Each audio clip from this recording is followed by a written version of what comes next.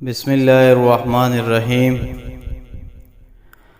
حضرت عمر رضی اللہ تعالیٰ عنہ بسا اوقات ایک تنکا ہاتھ میں لیتے اور فرماتے، کاش میں یہ تنکا ہوتا۔ کبھی فرماتے، کاش مجھے میرے ماں نے جنا ہی نہ ہوتا۔ ایک مرتبہ کسی کام میں مشغول تھے، ایک شخص آیا اور کہنے لگا کہ فلاں شخص نے مجھ پر ظلم کیا ہے، آپ چل کر مجھے بدلہ دلوا دیجیے۔ آپ رضی اللہ تعالیٰ عنہ نے اس کو ایک درہ مار دیا کہ جب بھی میں اس کام کے لیے بیٹھتا ہوں اس وقت تو آتے نہیں، جب میں دوسرے کاموں میں مشغول ہو جاتا ہوں تو آ کر کہتے کہ بدلہ دلواؤ۔ وہ شخص چلا گیا۔ آپ رضی اللہ تعالیٰ عنہ نے آدمی بھیج کر اس کو بلوایا اور درہ اس کو دیکھ کر فرمایا کہ بدلہ لے لو۔ اس نے عرض کیا کہ میں نے اللہ کے واسطے معاف کیا۔ گھر تشریف لے آئے، 2 رکعت نماز پڑھی۔ اس کے بعد اپنے آپ کو خطاب کر کے فرمایا، اے عمر تو کمینہ تھا، اللہ نے تجھ کو اونچا کیا۔ تو گمراہ تھا، اللہ نے تجھ کو ہدایت کی۔ تو ذلیل تھا، اللہ نے تجھے عزت دی، پھر لوگوں کا بادشاہ بنایا۔ اب ایک شخص آ کر کہتا ہے کہ مجھے ظلم کا بدلہ دلوا دے تو اس کو مارتا ہے۔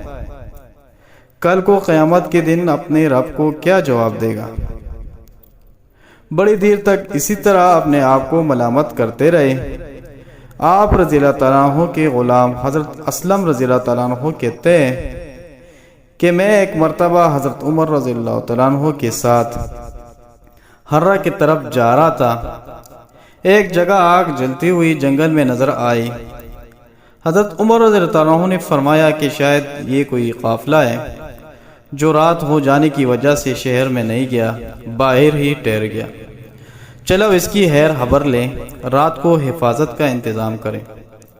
وہاں پہنچا تو دیکھا کہ ایک عورت ہے جس کے ساتھ چند بچے ہیں جو رو رہی ہے اور چلا رہی ہے، اور ایک دیگچی چولہے پر رکھی ہے جس میں پانی بھرا ہوا ہے اور اس کے نیچے آگ جل رہی ہے۔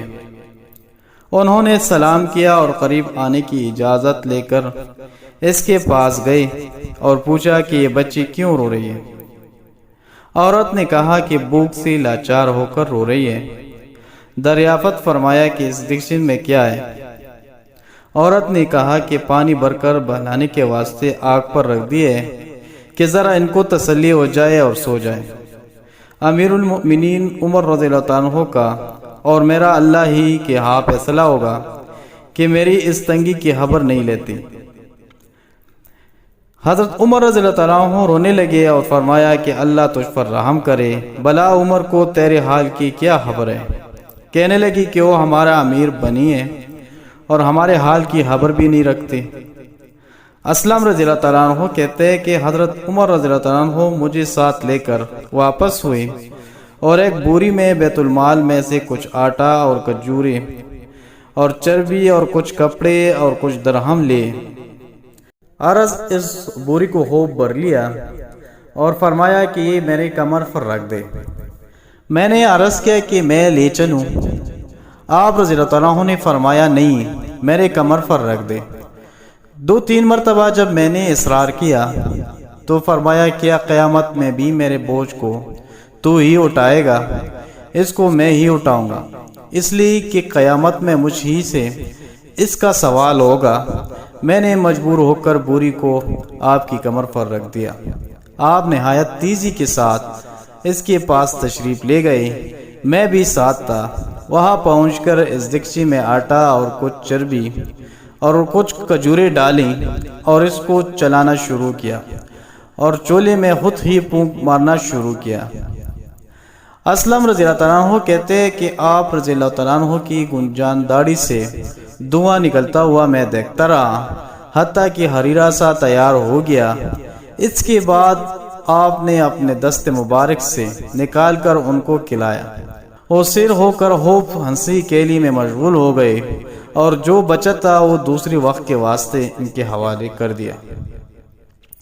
وہ عورت بہت خوش ہوئی اور کہنے لگی، اللہ تعالیٰ تمہیں جزائے خیر دے، تم تھے اس کے مستحق کے بجائے حضرت عمر رضی اللہ تعالیٰ عنہ کی تم ہی خلیفہ بنایا جائے۔ حضرت عمر رضی اللہ تعالیٰ عنہ نے اس کو تسلی دی اور فرمایا کہ جب تم خلیفہ کے پاس جاؤ گے تو مجھ کو بھی وہاں پاؤ گے۔ حضرت عمر رضی اللہ تعالیٰ عنہ اس کے قریب ہی ذرا ہٹ کر زمین پر بیٹھ گئی اور تھوڑی دیر بیٹھنے کے بعد چلے آئے اور فرمایا کہ میں اس لیے بیٹھا تھا کہ میں نے ان کو روتے ہوئے دیکھا تھا، میرا دل چاہا کہ تھوڑی دیر ان کو ہنستے ہوئے بھی دیکھوں۔ صبح کی نماز میں اکثر سورہ کہف، طٰہٰ وغیرہ بڑی صورتیں پڑھتے اور روتے کہ کئی کئی صبح تک آواز جاتی۔ ایک مرتبہ صبح کی نماز میں سورہ یوسف پڑھ رہی تھی، انما اشکو بثی وحزنی الی اللہ پر پہنچی تو روتے روتے آواز نہ نکلی۔ تہجد کی نماز میں بعض مرتبہ روتے روتے گر جاتے اور بیمار ہو جاتے۔ شیخ سے فرماتے یہ ہے اللہ کا خوف اس شخص کا جس کے نام سے بڑے بڑے نامور بادشاہ ڈرتے ہیں، کامتے آج بھی 1350 برس کے زمانے تک اس کا دبدبہ مانا ہوا ہے۔ آج کوئی بادشاہ نہیں، حاکم نہیں، کوئی معمولی سا امیر بھی اپنے رعایا کے ساتھ ایسا برتاؤ کرتا ہے۔ بس میرے پیارے دوستوں، یہ تھا حضرت عمر رضی اللہ تعالیٰ عنہ کی حالات کا واقعہ تھا۔ اللہ تعالیٰ سے دعا ہے جو کچھ کہا سنا اس پر عمل کرنے کی توفیق عطا فرمائے۔ وما علینا